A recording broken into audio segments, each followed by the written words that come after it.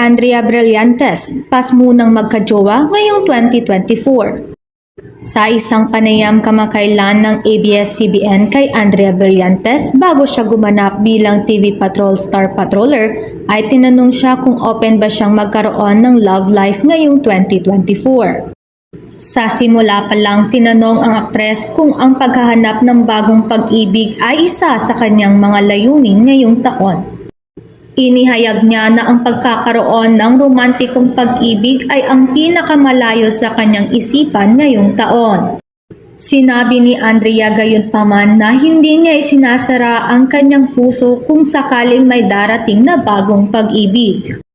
Muling iginiit ni Andrea na ang pagiging romantically involved ay wala sa kanyang focus sa ngayon at wala sa kanyang vision board sa pundong ito.